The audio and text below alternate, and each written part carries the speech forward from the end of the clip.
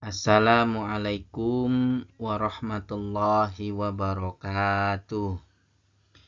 Bismillah walhamdulillah wassalatu wassalamu ala rasulillah Sayyidina wa maulana Muhammad ibni Abdillah wala hawla wala quwwata illa billah amma ba'da.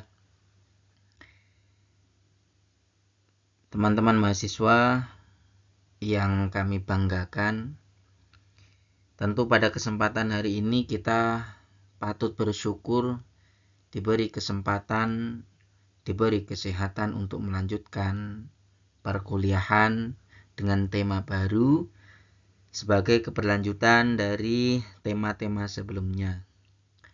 Dalam mata kuliah Usulut Tafsir wa Qawaiduhu, kita telah sampai kepada sesi pertemuan yang ketiga, yang mana pada sesi ketiga ini kita akan berdiskusi tentang epistemologi, kualifikasi, dan etika mufasir. Tema ini begitu penting mengingat tidak setiap orang mengetahui dengan betul ukuran-ukuran, batasan-batasan yang melekat bagi seorang mufasir. Dan tentu pada materi ini diharapkan mahasiswa dapat memahami dan dapat menjelaskan syarat-syarat dan etika mufasir sebagaimana tercantum di dalam RPS yang telah disusun. Baik teman-teman mahasiswa, sebelumnya akan kita diskusikan dan kita mulai dengan membaca doa terlebih dahulu agar pembelajaran kita pada kesempatan hari ini diberkahi oleh Allah Subhanahu wa ta'ala. Likulli niyatin sholihah ala hadihin niyah. Al-Fatihah. Teman-teman mahasiswa, tentu kita sudah sangat paham tentang apa itu tafsir, apa itu mufassir, dan berbagai terminologi yang melekat kepadanya. Namun tidak ada salahnya kalau kita mengulas kembali apa pengertian dari tafsir itu sendiri. Tafsir berasal dari kata al-fasara yang berarti menjelaskan, membuka, atau menyingkap sesuatu yang tersembunyi. Di dalam kajian Al-Quran, tafsir merupakan upaya ilmiah untuk memahami dan menjelaskan makna ayat-ayat Al-Quran secara benar berdasarkan metode, sumber, dan kaidah yang dapat dipertanggungjawabkan. Tafsir memiliki posisi yang sangat penting dalam tradisi keilmuan Islam karena berfungsi sebagai jembatan antara wahyu yang bersifat tetap dengan realitas kehidupan manusia yang terus berkembang. Dan kemudian epistemologi tafsir sendiri juga memiliki makna yang juga penting untuk kita pahami. Kita tahu bahwa epistemologi adalah cabang filsafat yang membahas sumber, metode, dan validitas pengetahuan. Di dalam ilmu tafsir, epistemologi menjawab pertanyaan dari mana pengetahuan tafsir diperoleh dan bagaimana kebenarannya dapat diuji. Epistemologi tafsir berfungsi sebagai dasar metodologis dalam memahami Al-Quran. Produk tafsir dipengaruhi oleh beberapa faktor, antara lain. Yang pertama, latar belakang keilmuan mufasir.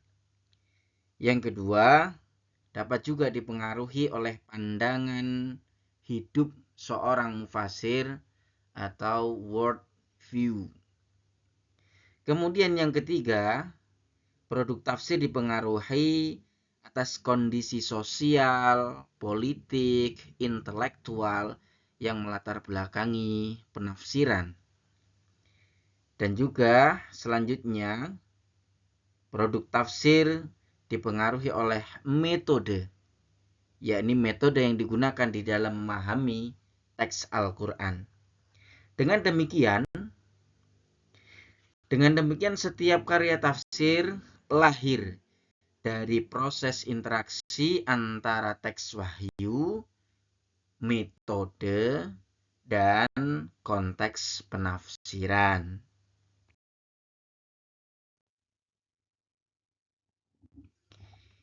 Nah, kemudian setelah kita memahami pengertian dari tafsir, epistemologi tafsir, selanjutnya kita beranjak pada kualifikasi mufasir, yang mana pada bagian ini adalah bagian yang tidak kalah penting juga untuk kita diskusikan bersama-sama.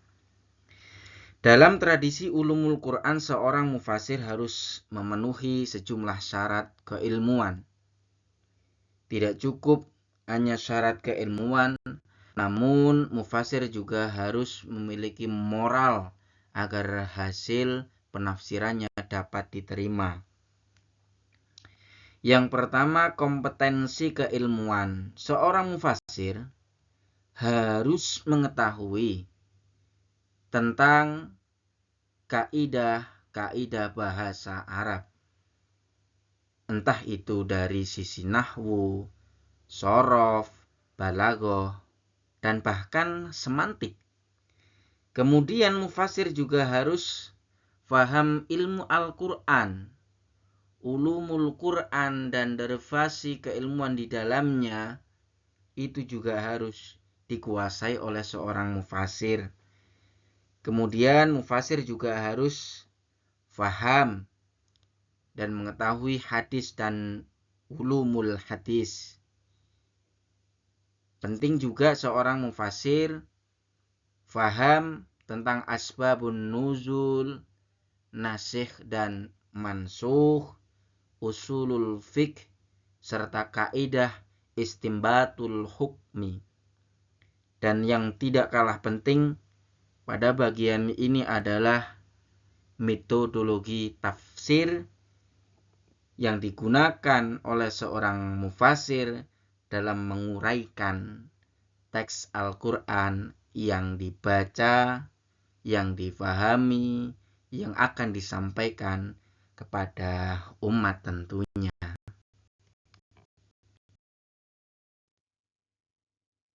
Selanjutnya untuk teori kebenaran di dalam tafsir. Untuk menguji validitas suatu penafsiran, terdapat 3 teori kebenaran yang dapat digunakan. 1.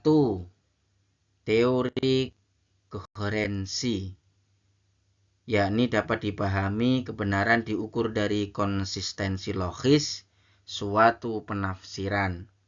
Tafsir harus bebas dari kontradiksi dan selaras dengan keseluruhan ajaran Al-Quran. Yang kedua, teori korespondensi. Dapat dipahami kebenaran diukur dari kesesuaian antara penafsiran dan realitas yang dapat diverifikasi baik secara historis maupun empiris. Kemudian yang ketiga, yakni teori fungsional atau pragmatik. Pada bagian ini kebenaran diukur dari manfaat yang dihasilkan. Tafsir yang baik mampu memberikan solusi dan menjawab kebutuhan umat sesuai perkembangan zaman.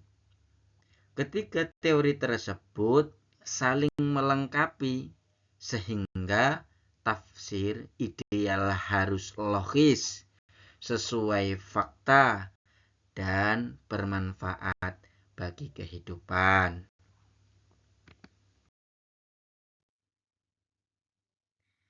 Selanjutnya kita akan membahas tentang aksiologi tafsir. Aksiologi membahas nilai dan tujuan dari suatu ilmu itu sendiri. Dalam konteks tafsir, aksiologi menjelaskan untuk apa pengetahuan tafsir itu digunakan. Sedangkan perlu diketahui bahwa tujuan utama tafsir adalah 1.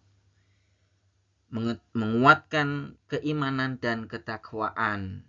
Kemudian menjelaskan pesan-pesan Al-Quran kepada masyarakat. Kemudian menjelaskan problem kehidupan umat, mendorong perubahan sosial yang positif, serta menjaga kemurnian dan otoritas wahyu. Aksiologi tafsir juga berkaitan dengan 3 tingkatan keyakinan. Yang pertama adalah ilmul yakin, atau dapat dimaknai sebagai keyakinan berdasarkan ilmu. Kemudian ada juga istilah ainul yakin, yang dimaknai keyakinan berdasarkan pengalaman atau pengamatan. Aksiologi tafsir yang ketiga ialah sampai pada tingkatan hakul yakin. Dan inilah yang dapat dimaknai keyakinan yang mencapai tingkatan kebenaran yang hakiki.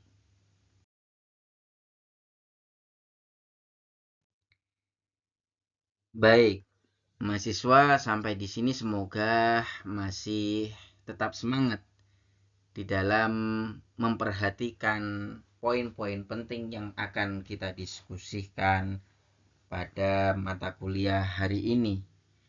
Dan sekarang kita sampai kepada bagian kedua, variabel terpenting pada sesi perkuliahan hari ini, yakni etika mufasir. Penafsiran Al-Quran tidak hanya membutuhkan ilmu, tetapi juga etika. Etika berfungsi sebagai pengendali agar tafsir tidak menyimpang dari tujuan wahyu itu sendiri. Prinsip-prinsip etika mufasir sendiri itu meliputi beberapa aspek. Yang pertama, yakni menjaga objektivitas dalam penafsiran. Yang kedua, menghindari penafsiran berdasarkan hawa nafsu.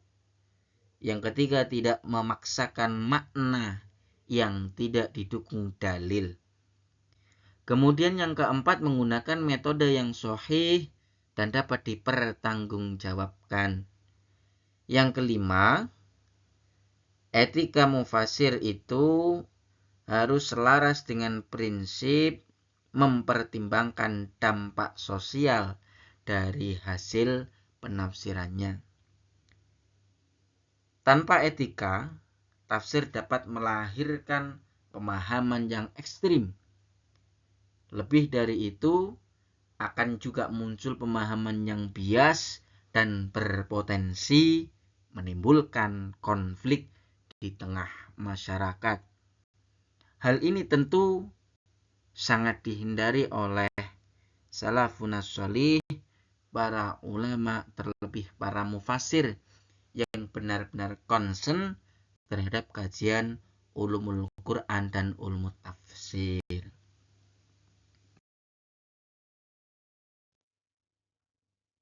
Dan akhirnya setelah kita berdiskusi poin-poin penting yang tadi sudah saya sampaikan, saya harap mahasiswa dapat merangkum, menjadikan penjelasan yang telah saya uraikan sebelumnya tadi menjadi poin-poin penting. Dan sampai pada bagian terakhir ini, tentu dapat kita simpulkan bersama-sama bahwa tafsir yang bertanggung jawab dibangun atas 3 pilar utama. Yang pertama adalah pilar epistemologis, yaitu sumber dan metode memperoleh pengetahuan tafsir. Kemudian pilar yang kedua adalah kualifikasi. Dapat dimaknai kompetensi keilmuan dan integritas moral seorang mufasir. Kemudian pilar yang ketiga adalah etika dan aksiologi, yaitu nilai, tujuan, serta tanggung jawab atas penggunaan hasil tafsir. Ketiga unsur tersebut harus berjalan secara terpadu agar penafsiran Al-Quran tetap ilmiah dan juga valid, lebih-lebih bermanfaat, dan sesuai dengan tujuan diturunkannya wahyu sebagai petunjuk bagi manusia. Teman-teman mahasiswa yang kami banggakan, yang kami cintai, demikianlah diskusi kita tentang mata kuliah Ulumut Tafsir wa Qawaiduhu, yang mana di sesi ketiga ini kita berdiskusi hal-hal tentang epistemologi, kualifikasi, dan etika mufasir. Semoga yang telah kita didiskusikan tadi benar-benar mendapatkan pemahaman dan meningkatkan kualitas keimanan dan ketakwaan kita kepada Allah Subhanahu wa Ta'ala. Terima kasih. Kita akhiri dengan membaca hamdalah bersama-sama. Alhamdulillahirabbil alamin. Subhanakallahumma wa bihamdika asyhadu an la ilaha illa anta astaghfiruka wa atubu ilaik. Wal afu minkum. Wassalamualaikum warahmatullahi wabarakatuh.